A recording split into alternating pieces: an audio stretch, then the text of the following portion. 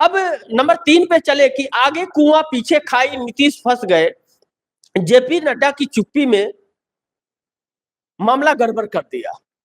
जब इन्होंने दिया, जब नीतीश कुमार ने कहा कि सर जी हम 2 बार गलती कर चुके हैं, और देखिए सर जी बोल रहे थे, जबकि उम्र में भी उनसे ज्यादा है नीतीश।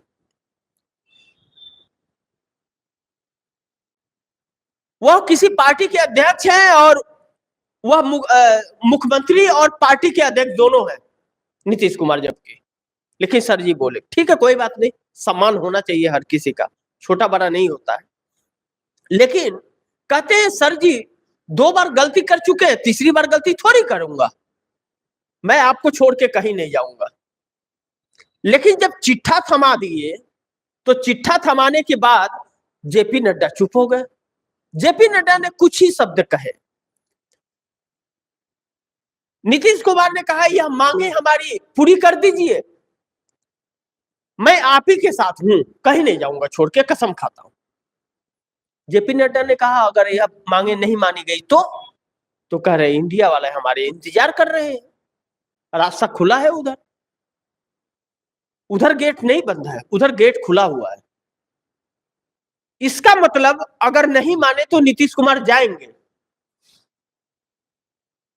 अब जेपी नड्डा चुपचाप चले आए दिल्ली, कुछ बोले ही नहीं। अब वह समझ रहे हैं कि हम यह हमारी मांग पूरी करेंगे या नहीं करेंगे। अगर मांग नहीं पूरी होगी तो नीतीश कुमार का बिहार में बहुत बुरा हाल होगा, भारतीय जनता पार्टी के साथ चुनाव में जाना।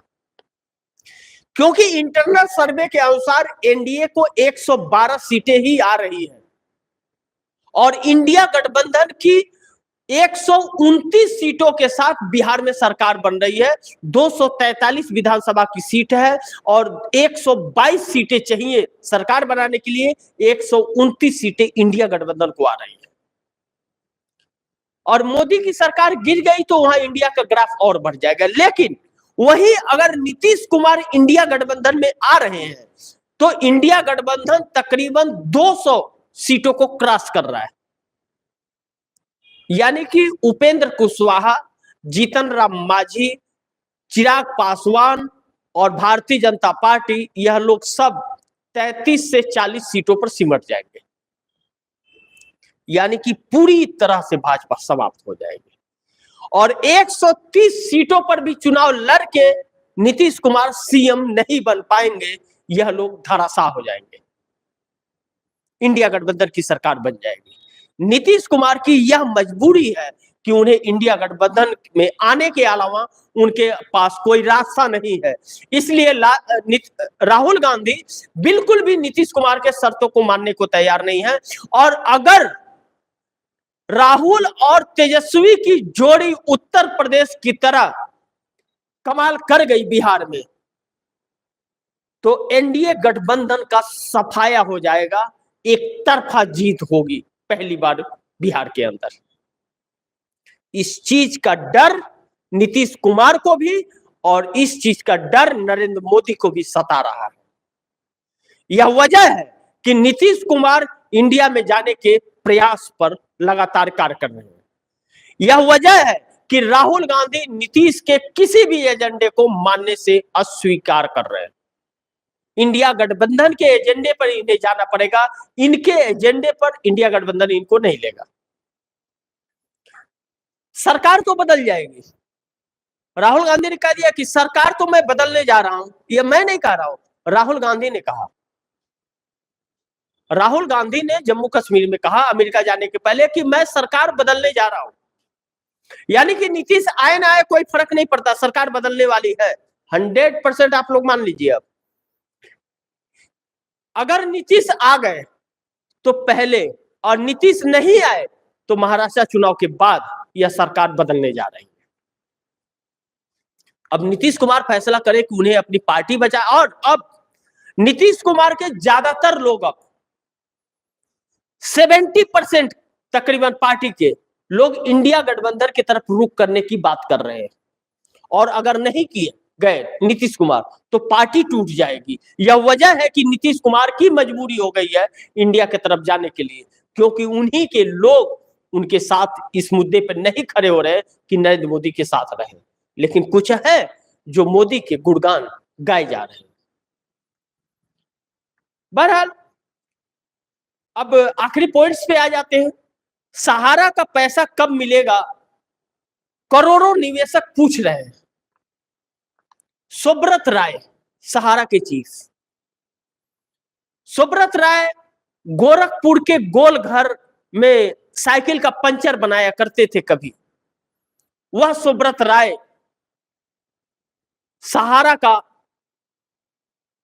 चीफ बन गए और लोगों को सहारा देने के चक्कर में और सहारा देते देते लोगों को बेसहारा कर गए।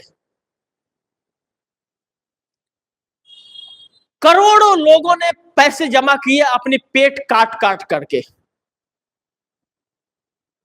अपनी इच्छाओं को मारकर 10 रुपए, 5 रुपए, 20 रुपए, 50 रुपए, 100 रुपए, 10,000, 20,000, 50,000, 1,00,000 लोगों ने फिक्स किए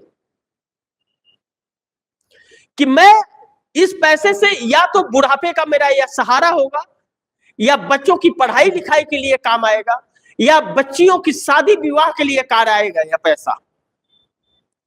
लेकिन सहारा ने सबको बेसहारा कर दिया। सहारा के अंदर जमा किए हुए पैसे जो थे, वो जो एजेंट जमा करते थे, वह एजेंट भी आज मारा मारा भाग फिर रहे हैं। लोग उन्हें परेशान कर रहे हैं और उनके सामने कोई रास्ता नहीं। वह पैसे मांगे तो किससे मांगे? लोगों को पैसे चाहिए।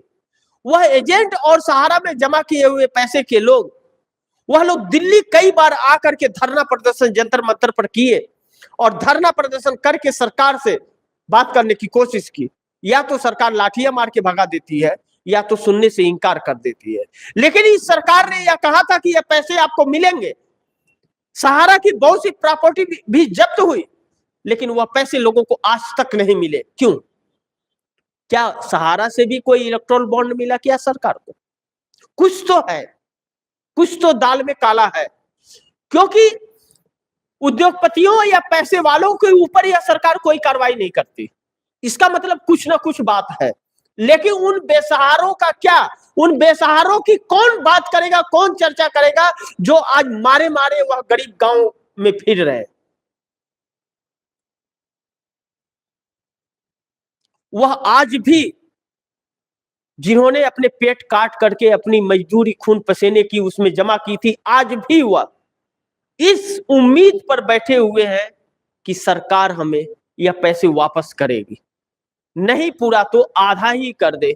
आज तो वह बॉन्ड रद्दी कागज बन गए हैं, कोई पूछ नहीं रहा है। कम से कम सरकार कुछ तो दे दे, कुछ तो मिल जाए। इस उम्मीद पर भी यह चीज हर किसी को खाए जा रही है।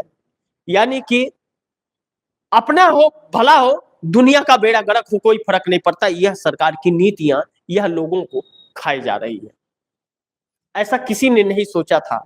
यह भी दिन देखना पड़ेगा। लेकिन 10 सालों में जो देश को सुधारने आए थे, जो यह कह करके आए थे कि जो 75 सालों में नहीं हुआ वह हम करके दिखाएंगे 7 सालों में, 10 सालों में, 5 सालों में, वह 75 सालों में जो काम हमारे पूर्वज, हमारे पूर्व नेताओं ने किए थे, उन सभी को 10 सालों में बेच दिया। और आज आपके सामने एक कंगाल बेरोजगार भारत खड़ा है,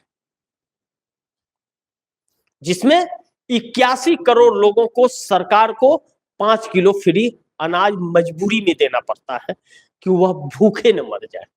फैसला आप कीजिएगा। यह सारे सारांश आप दर्शकों को बताने जरूरी है। लेकिन यह सत्ता का खेल जो चल रहा है, यह लोगों की धड़कनें अब बढ़ा रहा है, क्योंकि महंगाई और बेरोजगारी अब लोगों से बर्दाश्त नहीं हो रही है। यह हकीकत है।